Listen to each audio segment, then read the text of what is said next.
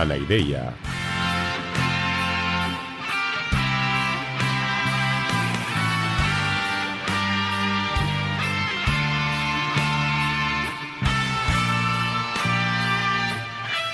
Podcast trascendental a priori.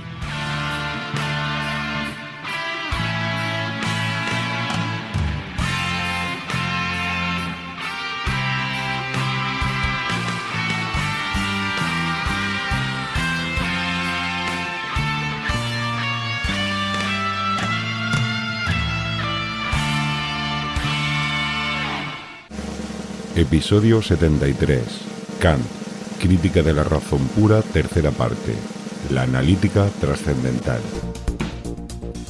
En el episodio de hoy os traigo básicamente un plato principal, que es la analítica trascendental, el tercer capítulo de la crítica de la razón pura. Dentro de este vamos a ver cómo fue su exposición metafísica de las categorías y la deducción trascendental de las categorías. Así que, como decía Jack el Destripador, vayamos por partes.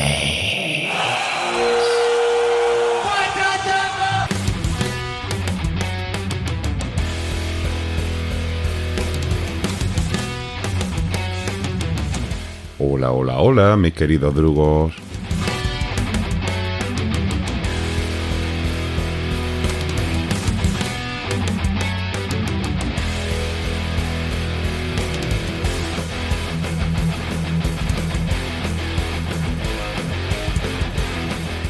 Bueno, casi siempre ya sabéis que empiezo recordando que escuchéis algunos de los episodios anteriores, pero después igualmente pues me dedico un rato a resumir lo más importante de esos episodios anteriores para que podáis seguir el hilo de lo que estamos viendo. Y hoy también era mi intención, de hecho había empezado a redactar en guión con un resumen de lo anterior de Kant, pero me he dado cuenta que no tenía ningún sentido, porque es que solo el resumen pues ya se me habría comido por medio episodio. Así que no lo voy a hacer porque no tiene sentido. Por tanto, en este caso, hoy sí que sería interesante que hubierais escuchado los episodios anteriores sobre Kant y también el 66, que es el de la motosierra de David Hume, que vamos a hablar de esto bastante hoy. Pero sobre todo no es que sea ya recomendable, sino que sería imperativo, nunca mejor dicho para Kant, que hubierais escuchado al menos el episodio anterior.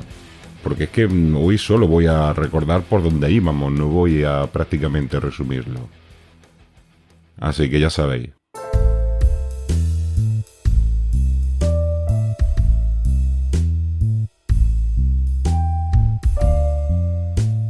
Habíamos visto que el conocimiento y que por tanto nuestra realidad, la realidad fenoménica en la que vivimos, se generaba en Kant en tres diferentes niveles, en cada uno de los cuales imponemos unas formas puras que tenemos de serie a la materia que son los datos de los sentidos.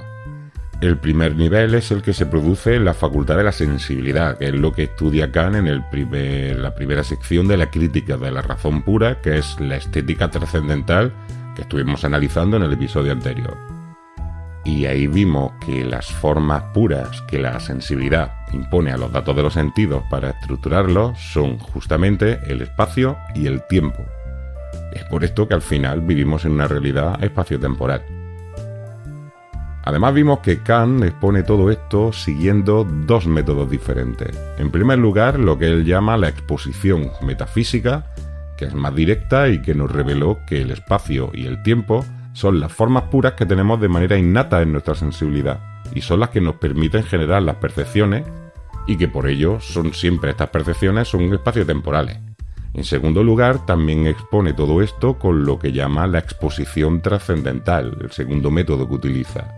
Y justo aquí es donde nos habíamos quedado, pero antes de seguir vamos a contactar con el señor Spock, que desde que vimos cómo David Hume había impugnado el carácter de ciencia necesaria de la física, pues yo creo que lo tenemos en un sin vivir y hoy por fin podré tranquilizarlo y explicarle cómo Kant resuelve el problema.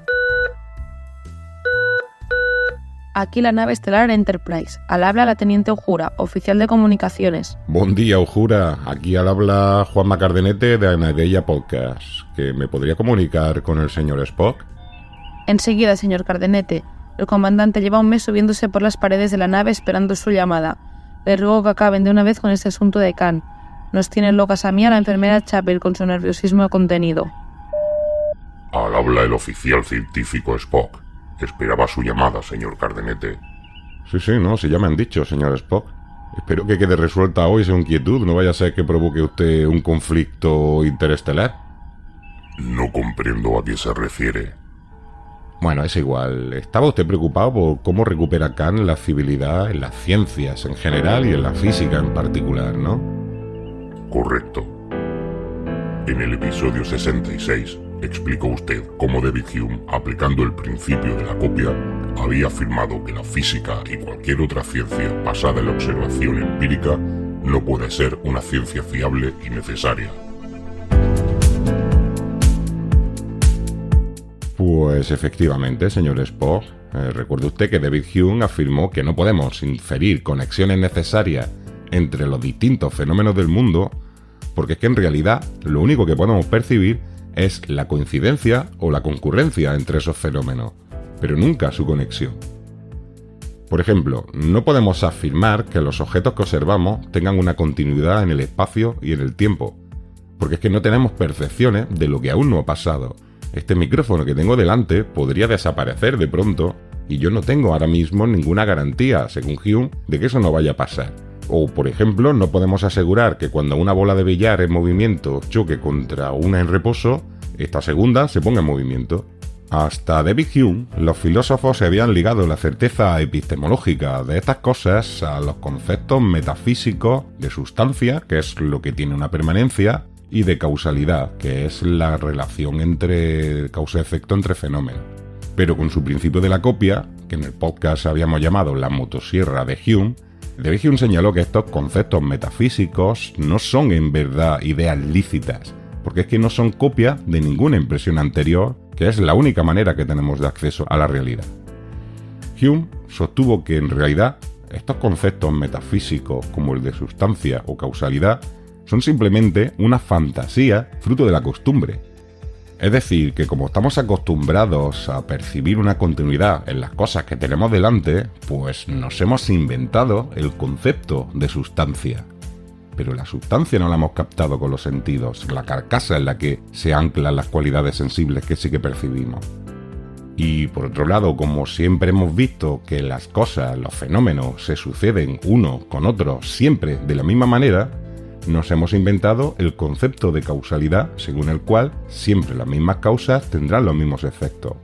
Pero es que, señala Hume, en realidad no tenemos percepción de ninguno de esos dos conceptos, ni tampoco de otros conceptos metafísicos. Para Hume, en realidad, se trata simplemente de principios psicológicos, de principios generados en la mente por una larga serie de percepciones repetidas. Es decir, que por ejemplo, cuando vemos zumo, pensamos automáticamente en el fuego, porque siempre los hemos percibido uno junto al otro. Pero en realidad nunca hemos percibido la conexión necesaria entre ambos fenómenos, como por ejemplo tampoco hemos percibido nunca la conexión necesaria entre el barco y el mar, pero no aún y así, siempre que vemos un barco pensamos automáticamente en el mar, porque hay una conexión psicológica, aunque en este caso es obvio que no hay una conexión necesaria. Sí, lo recuerdo perfectamente. Sobre todo, negar el principio de causalidad implica la imposibilidad de la ciencia, pues toda ciencia se dedica precisamente a estudiar las conexiones causales de un cierto ámbito de la realidad. Esto es lo que me tiene inquieto, y es justamente lo que hizo despertar a Kant de su sueño dogmático, según él mismo nos explicó en el viaje en el tiempo de los episodios 68 y 69. ¿Cómo consigue Kant superar la afirmación de Hume de que la causalidad no es una ley física, sino solo psicológica? Pues a ver, señor Spock, después se lo explico con más detalle, pero se lo voy a soltar ya de golpe y porrazo. Kant simplemente no impugna a David Hume, sino que lo que hace es aceptar su conclusión, pero reconduciéndola a su propio sistema. A ver, efectivamente, Kant considera que el principio de causalidad, tal como dice Hume, es una ley psicológica. Pero es que aquí es donde viene el puntazo, señor Spock. Fíjese usted que teniendo en cuenta el giro copernicano, la psicología constituye en parte la realidad. De manera que la causalidad es una ley psicológica, pero también es una ley física. Como la realidad se adapta a la consciencia, nuestras leyes psicológicas la constituyen. Con lo cual tenemos que ambas cosas son ciertas. La causalidad es una ley psicológica, pero también una ley física de la realidad generada al ser conocida. O dicho en términos más kantianos, la causalidad es una forma pura, que veremos que denomina en este caso concepto puro, que constituye a nivel trascendental la realidad fenoménica, que por tanto es una realidad donde siempre rige el principio de causalidad. Y no solo ocurre esto con el principio de causalidad, sino con otras categorías a priori como la de sustancia. Fascinante. Entiendo que Kant expone todo esto de manera rigurosa según su método. Me dijo usted que se ocupa de ello en la segunda sección de la crítica de la razón pura.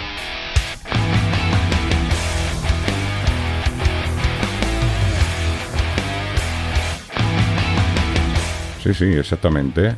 Tras el primer capítulo, que es la estética trascendental, donde hemos visto que analiza cómo la sensibilidad genera las percepciones, imponiendo el espacio y el tiempo a los datos de los sentidos, pues Kant empieza la siguiente sección, que es la analítica trascendental, donde estudia la facultad del entendimiento, que es lo que nos permite en este caso comprender la realidad que ya hemos percibido previamente. Pero no es ya percibir una manera de comprender. No, señor Spock. A ver, la percepción es una actividad puramente pasiva, mientras que la comprensión es un proceso activo. A ver, la sensibilidad nos proporciona percepciones espaciotemporales, es decir, que construye los fenómenos según el proceso que ya hemos analizado, pero se trata todo esto, digamos, de un proceso automático, un proceso espontáneo. Nosotros no lo hacemos activamente, sino que nos encontramos percibiendo sin tener que hacer nada. De hecho, percibimos aunque no queramos. Hoy estoy grabando este episodio en mi mesa de billar. Así que en este momento lo que estoy percibiendo pues son muchas cosas. Estoy percibiendo ciertos sonidos de la calle, pues estoy percibiendo una temperatura un poco elevada, que es lo que tiene el verano. Percibo la silla debajo de mi culo y también tengo percepciones visuales, como por ejemplo la de un micrófono y la de un ordenador. Y además, como estoy en la mesa de billar, voy a hacer lo siguiente. Voy a empujar una bola de billar blanca hacia otra negra que está quieta. Y ya se acerca. ¿Lo habéis escuchado? Han chocado y la segunda se ha puesto en movimiento. Todas estas percepciones sé que se han generado en mi mente mediante la unión de las intuiciones sensibles que me llegan de los sentidos y las intuiciones puras de espacio y tiempo. Pero todo ha sido un proceso automático. Yo de lo único que soy consciente es del ruido, del calor, del micro o de las bolas de billar que se están moviendo en el espacio en un cierto flujo temporal. Es decir, que son fenómenos que yo me encuentro sin haber hecho nada de manera activa. Han sido generados por mi sensibilidad, pero de manera pasiva. Yo no he hecho nada, me los he encontrado. En cambio, el entendimiento es una facultad activa. Comprender lo que acaba de pasar sí que requiere de mi interpretación consciente y activa. En concreto, pues supongo que todos hemos comprendido que la bola negra se ha puesto en movimiento por causa del impacto de la bola blanca. Es decir, que hemos comprendido intelectualmente los fenómenos que hemos percibido, interpretándolos como un proceso de causa y efecto. Esto es una comprensión sencilla, pero no es automática. Por ejemplo, ante las mismas percepciones, mi perro no habría realizado el mismo proceso. Porque los animales en general, no disponen de las categorías intelectuales de causa y efecto. Mi perra simplemente se habría quedado con la percepción pasiva del movimiento de las bolas sin comprender qué ha pasado. Pues ya digo que los animales no comprenden la realidad de manera intelectual, sino que simplemente la viven de manera espontánea. Comprendo, y tiene todo el sentido. Pero ¿cuáles son las condiciones trascendentales del entendimiento? ¿Qué formas puras impone nuestro entendimiento a las percepciones generadas por nuestra sensibilidad para poder comprender la realidad? Pues a ver, recuerde que las formas puras de la sensibilidad son lo que Kant denominaba intuiciones puras de la sensibilidad, que eran el espacio y el tiempo. Pues ahora, de manera análoga, las formas puras del entendimiento son lo que Kant denomina los conceptos puros del entendimiento. Aunque bueno, también las llama las categorías por el paralelismo con las categorías de Aristóteles. Pero bueno, esto lo voy a explicar después, no os despistéis ahora. Y bueno, al igual que las intuiciones puras de la sensibilidad, los conceptos puros del entendimiento también están vacíos de contenido empírico a falta de aplicarlas a los fenómenos percibidos para comprenderlos. De hecho, por eso se apellidan puros. Recordad que puro significa que algo que tenemos de serie de manera innata, pero que está vacío de contenido, que está a la espera de ser aplicado a la experiencia. Es decir, que los conceptos puros del entendimiento también son parte de nuestra estructura trascendental, es decir, de nuestro equipamiento de serie para conocer. Y de la misma manera que las intuiciones puras de espacio y tiempo no generan conocimiento sensible hasta ser aplicadas a las intuiciones sensibles que les llegan de los sentidos, pues lo mismo, los conceptos puros del entendimiento no generan conocimiento intelectual hasta ser aplicadas a las percepciones sensibles que les llegan, en este caso, de la sensibilidad.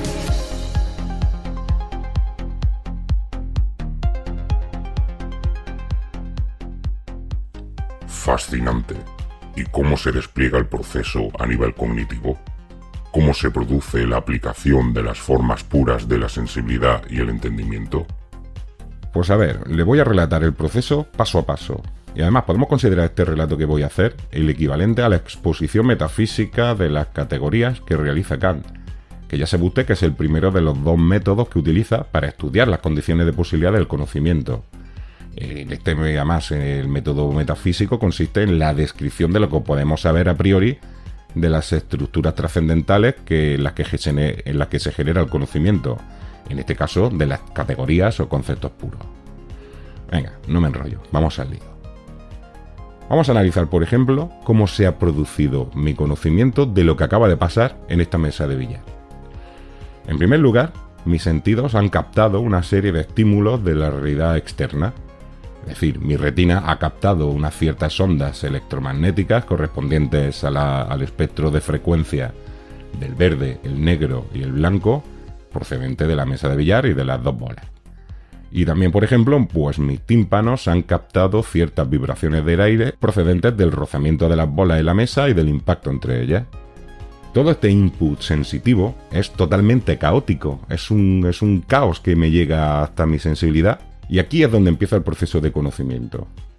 En primer lugar de todo, mi sensibilidad recibe este input, y a este input Kant lo llama intuiciones sensibles. Y entonces lo que hace mi sensibilidad es ordenarlas, imponiéndoles sus intuiciones puras de espacio y de tiempo. De manera que ahora ya se genera una estructura espacial, la mesa con las bolas, y un flujo temporal, la sucesión de acontecimientos que ha habido. Ahora ya en este momento ya tenemos una serie de percepciones. En primer lugar tenemos la percepción de una mesa verde en la que hay una bola negra en reposo y una bola blanca que se está moviendo hacia ella. En segundo lugar, tenemos la percepción de un choque entre las dos bolas. Y en tercer lugar, tenemos la percepción de una bola negra que está en movimiento y una blanca que ahora está, pues, en reposo o casi. Y hasta aquí llega el trabajo de la sensibilidad. La sensibilidad, ya digo, lo único que hace es generar las percepciones, pero no comprenderlas. Y ahí, y para eso, es donde entra en juego la segunda facultad, el entendimiento, cuya función es precisamente ordenar esas percepciones dándoles un sentido, es decir, imponiendo a esos fenómenos orden y sentido racional. En definitiva, comprendiendo lo que estoy viendo y lo que está pasando. Y así, ya de manera activa, comprendemos que la bola blanca, la negra y la mesa no son solo imágenes, sino que son ya objetos con entidad propia y que son independientes y con presencia material y continuidad en el tiempo y en el espacio, y además que existen por sí mismas y no solo como percepciones así fantasmagóricas. Es decir, esto es lo que técnicamente ya sabéis que llamamos sustancias. La sustancia es justamente uno de esos conceptos puros del entendimiento, una de esas formas a priori que el entendimiento aplica a los fenómenos para ordenarlos.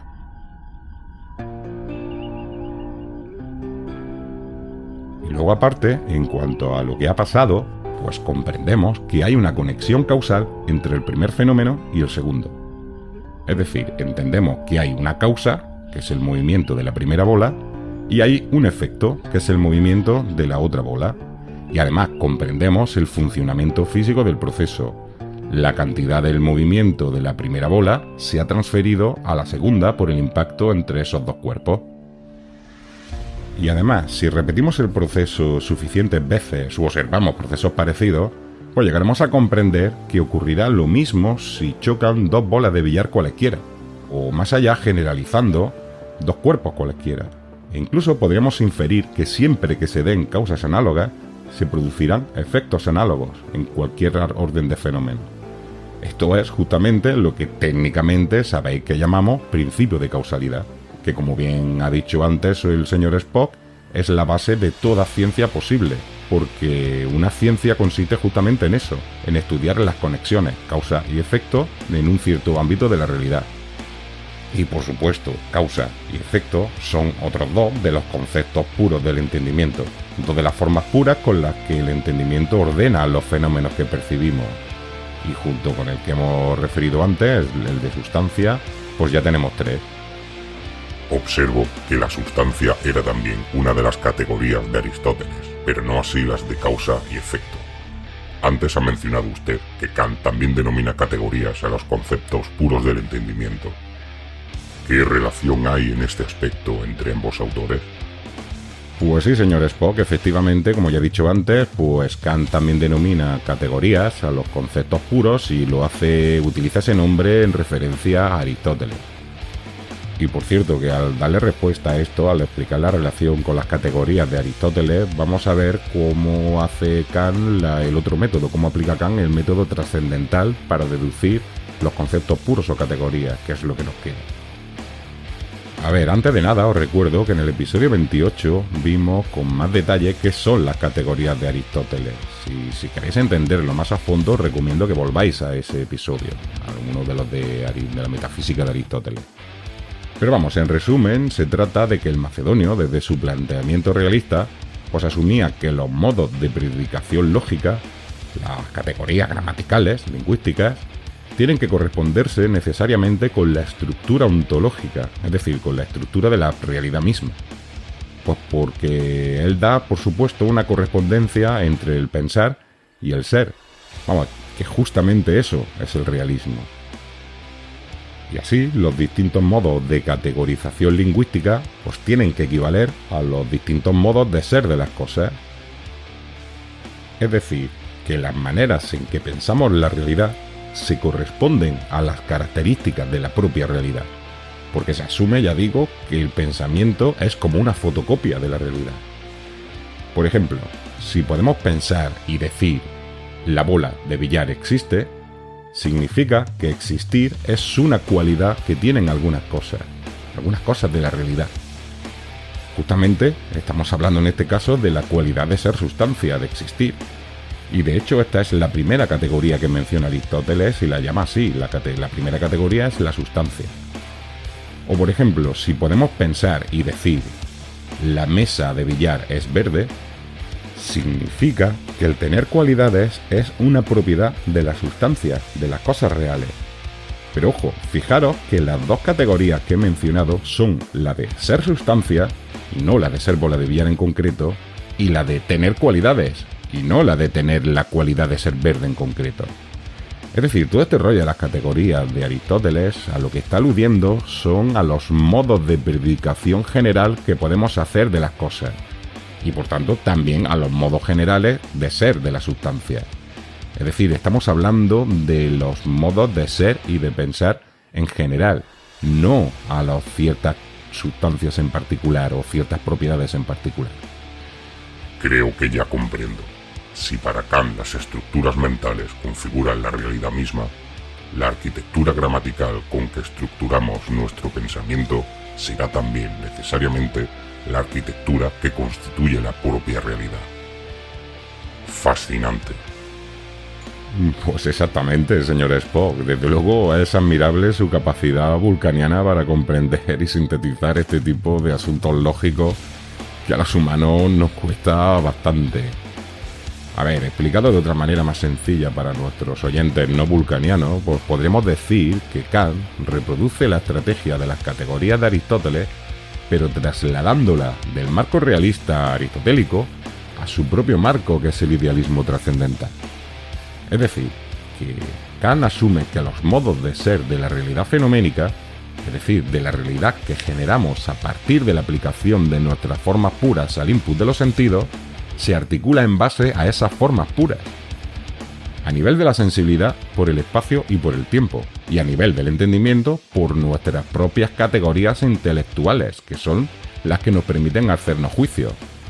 Es decir, es lo mismo exactamente que hacía Aristóteles, pero al revés. Para el griego, la estructura de los juicios que podemos hacernos son un reflejo de la estructura de la realidad. Y para el prusiano, la estructura de la realidad es un reflejo de la estructura de los juicios que nuestro entendimiento puede elaborar. De nuevo, el giro copernicano. Exactamente, señor Spock. Y ahora además vemos realmente la profundidad de este giro. Porque es que, como usted ha dicho, la arquitectura de lo real es una proyección de nuestra arquitectura racional. Sí, comprendo y estoy maravillado. Y entiendo que a partir de esto es sencillo proceder con la exposición trascendental de las categorías, la aplicación del segundo método que utiliza Kant y que anunció usted antes. Entiendo que bastará con clasificar los tipos de juicio posible y podremos deducir las diferentes categorías que los permiten.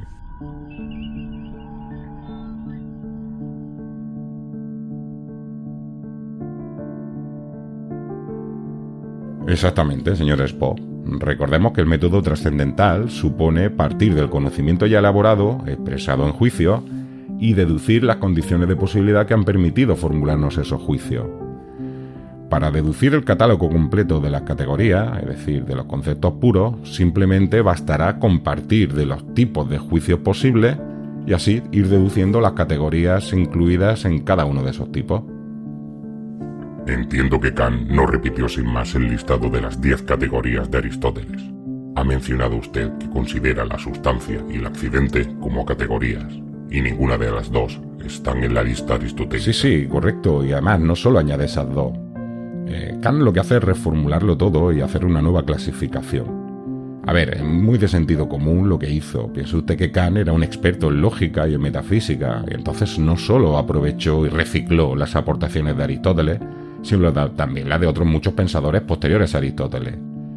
Como persona inteligente que era, pues lo que hizo fue asumir lo mejor que la tradición le había dado, lo cual incluía otros elementos como, por ejemplo, muy curioso, la lógica modal que habían perfeccionado los pensadores árabes a partir de unas intuiciones de Aristóteles. Y estos son los que incluyeron pues nociones como la de existencia y no existencia, la de posibilidad e imposibilidad y la de necesidad y contingencia.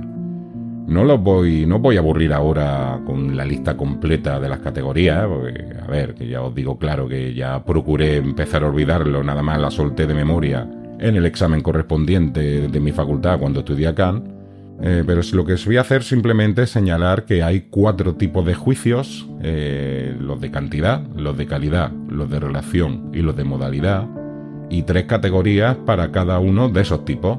Así que vamos a pedir ayuda a mi hijo, que de esto sabe mucho. A ver, niño, ¿cuántos son 4 por 3? 12. Gracias, Lucas. Venga, que se note que va a las mejores escuelas de pago, hombre. Y bueno, como ya he dicho antes, estas categorías son a priori. Son conceptos puros que residen en el propio entendimiento de manera innata. No son conceptos empíricos derivados de la experiencia, lo cual es súper importante porque así Kant evita la objeción de Hume según la cual a partir de la experiencia no puede generarse ningún conocimiento necesario. Como estas categorías son a priori, existe la posibilidad de generar a partir de ellas juicios sintéticos a priori, juicios que amplíen nuestro conocimiento, pero cuya veracidad es establecida sin necesidad de recurrir a la experiencia, es decir, que por eso son a priori, y al ser a priori son por tanto también siempre necesarios. Los juicios sintéticos a priori son posibles en la física porque la arquitectura de la realidad viene impuesta por la estructura de nuestra propia conciencia. De manera que estudiar la realidad es en definitiva estudiarnos a nosotros, estudiar esa parte de nosotros que estamos proyectando en la realidad al construirla a partir de los datos de los sentidos. De manera que aunque Hume tenía razón al afirmar que no podemos derivar leyes universales a partir de la observación empírica, No es necesario sacrificar a Newton porque sus afirmaciones no están simplemente generalizando el resultado de observaciones empíricas particulares, sino que esas observaciones particulares, en realidad, lo que le han hecho simplemente es permitir descubrir cómo funciona nuestra conciencia, que se encontraba impresa ya en la realidad. Es decir, que Newton no desveló solamente el funcionamiento de la realidad, sino que también reveló nuestra propia constitución interna más profundo, nuestra arquitectura intelectual, en definitiva. Es fascinante. Estoy todo lo emocionado que puede estar un vulcano, señor Cardenete. Realmente, este pensador es sorprendentemente brillante. Sí, señor Kant. Ya veo que se ha enamorado usted también de Kant, como yo cuando lo conocí y como yo creo que todo el mundo cuando lo comprende. Como aquella amiga mía que casi siempre vestía con camiseta de la primera edición de la Crítica de la Razón Pura, por ejemplo. Así que realmente yo creo que es imposible no enamorarse de Kant cuando lo comprende de verdad. Sí, estoy de acuerdo. Mi admiración intelectual por él es total, y este es el modo de amor más puro para un vulcano. Muchas gracias por su exposición, señor Cardenete. Gracias a usted, señor Spock, y no se pierda el próximo episodio, que en él acabaremos por fin el análisis de la Crítica de la Razón Pura, subiendo de nuevo un nivel para estudiar la tercera sección, que es la dialéctica trascendental, en la que Kant nos expone el funcionamiento de la tercera facultad del conocimiento, que es la razón, cuya función es el pensamiento abstracto con objetos tan interesantes y tan importantes como el mundo, el alma o el propio Dios.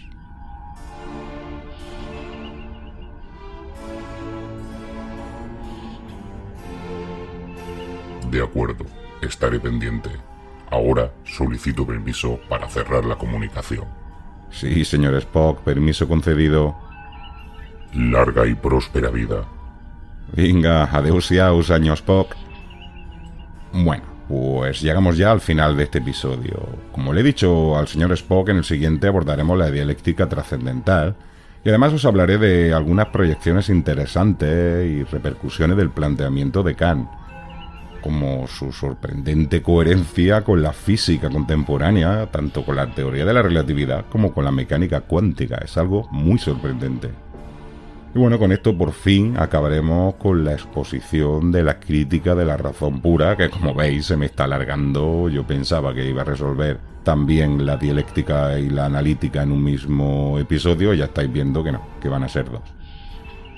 Pero bueno, tampoco con ese episodio acabaremos con Kant. Todavía nos quedará abordar la otra gran revolución que provocó en el mundo de la filosofía, que fue su ética. Kant es tan grande que no revolucionó el panorama intelectual una vez, sino dos. Pero bueno, eso ya en el próximo episodio, que hoy ya está bien por lo que llevamos. Así que con esto, un bizcocho. Hasta el próximo día a las 8. 4 por 3, 12, 4 por 4, 16, 4 por 5, 20 y 4 por 6, 26. ¿Pero qué dices? 4 por 6 no son 26, son 28. Ay, por Dios, qué desastre de niño. Pues si todo el mundo sabe que 4 por 6 son 34.